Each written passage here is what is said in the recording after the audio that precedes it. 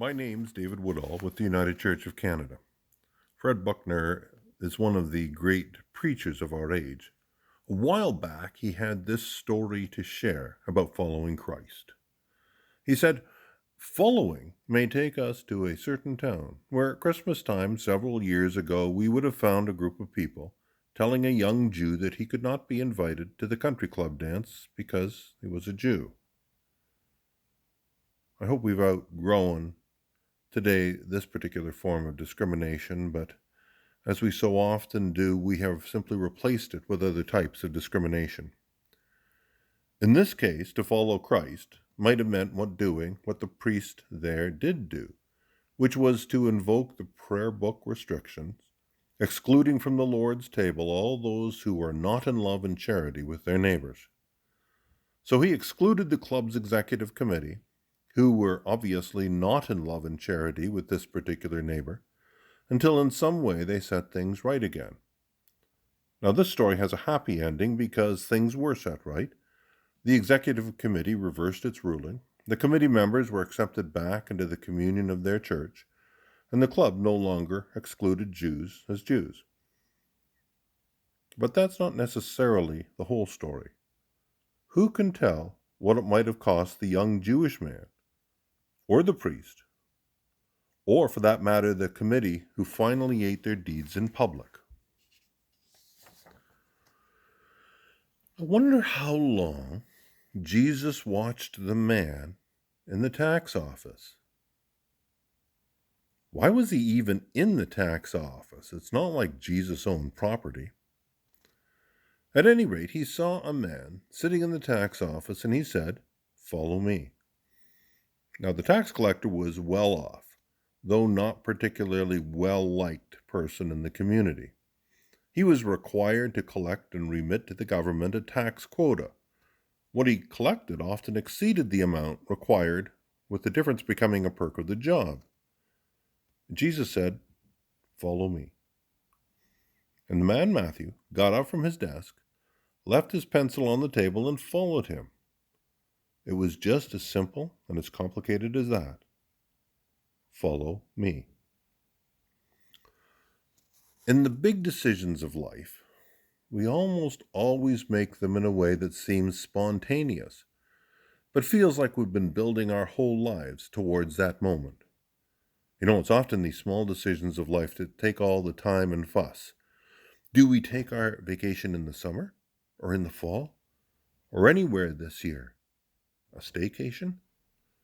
Do we ask the Smiths or do we ask the Browns to join us in our bubble?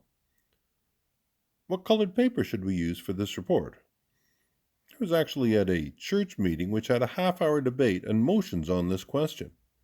Who says the church isn't relevant? On decisions like these, we don't go one way or another until we have taken plenty of time to weigh all the pros and cons on both sides, and then we ask our partners what they think and perhaps toss a coin a few times, and only then, with what is by now considerably less than burning conviction, we ask the Browns, really wondering whether we should have asked the Smiths instead.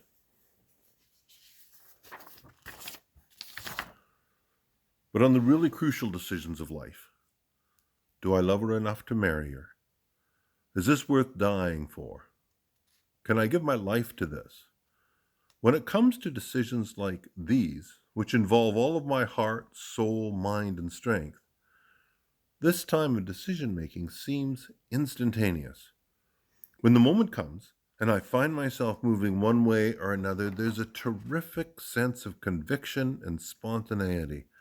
This is absolutely the best decision of my life. So, if you are Matthew, sitting in the tax office, you lay down your slide rule and your pencil, and you don't even finish the form that you happen to be working on at the moment.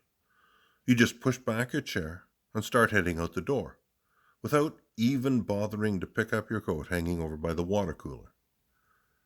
And then you step out of there forever, without once looking back over your shoulder, because this is such a good decision whose time has come.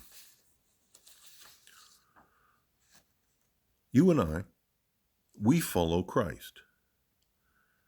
That's the essence of being a Christian. And it's not that God is closer to us than to others.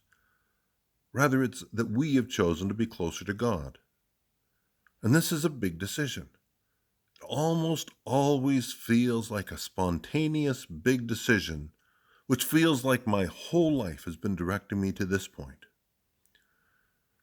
There's not really a great deal of logic in it. You won't listen to this message and then go and debate the pros and cons of whether to follow Christ. It will simply feel like a good idea.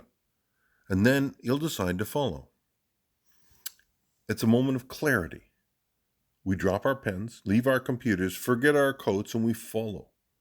No forewarning, no explanation, no attempt to persuade. Many people wondered about a tax collector following Jesus. In fact, there was often great consternation with the kind of people Jesus hung out with. Now, any one person might have been 10% a kind of faithful, good, caring person. But 90% of that person may not have been so faithful or good or caring, and some of them were just undesirable characters. We do like to judge people, don't we? People who claim faith or people who claim no faith as the basis of their life. The uncomfortable reality is that 10 parts that make up 100% of who you and I are, of those 10 parts, 9 parts are fake. We're here, followers of Christ, because our partners bring us here. Or we're here because I feel important. Now, I know I should love everybody, but I don't really. Now, I won't tell you that because you might realize that I'm a fake. I may have yelled at my family or stormed off in anger, acted inappropriately, swore at the minister, or in my case, it would have been one of my colleagues. If you really pushed me, you would realize how much of a fake I really am. Tax collector Matthew was a fraud for following Jesus. He was corrupt. His reputation was terrible. He was not a benefit to the organization. Yet there was something, 1 part out of 10, that heard these words, "Follow me," and he got up and went. And in case you and I haven't heard these words recently, or in case we've been more than unusually successful in mistaking them for the squeak of a hinge or the flapping of a shutter or the dry rattle of a sermon, let me say them again now. Follow Christ. Just do it.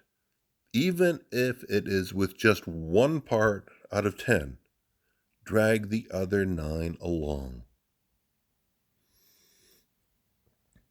The truth of the matter is that it's only by first following Christ that we can begin to find out who God is. You don't come to understand a person fully and then to love them. Love comes first. Understanding comes later. Jesus, when he walked into that tax office, loved Matthew. And once we see that, then we understand that Jesus told Matthew to follow him not just for Jesus' own sake, but for Matthew's sake as well.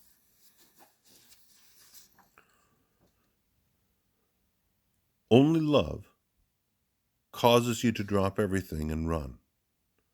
How many of us have been living our ordinary lives, tending to this or that at home or at work, and then the phone rings, and the message on the phone causes you to drop everything and run. Your child, your spouse, your partner, parents, your partners are in trouble. Only love causes you to drop everything and run. Matthew knew that though 9 parts of him were fake, there was 1 part that could hear that voice. When he didn't stop to ask questions, but merely got up and followed. Once our feet start moving in a certain direction, when we find we're loved, Then we move into the unknown, not sure where our following will take us. There'll be wonderful, rich experiences. There'll be challenging moments. There will be remarkable places where lives begin and destinies are formed. To follow may mean no happy ending. The committee at the country club may not have reversed its decision. The priest may have been run out of town, defrocked. Worse things have happened. And yet, we follow along anyways, because the voice that we hear over our shoulder never says, "First be sure that your motives are pure and selfless, and then follow me." Because if it did, none of us could ever follow. Only once we hear that voice, we can never stop hearing it. Somehow that voice becomes a part of me forever and ever. He saw a man sitting at the tax office, and Jesus said, "Follow me." And the man followed him.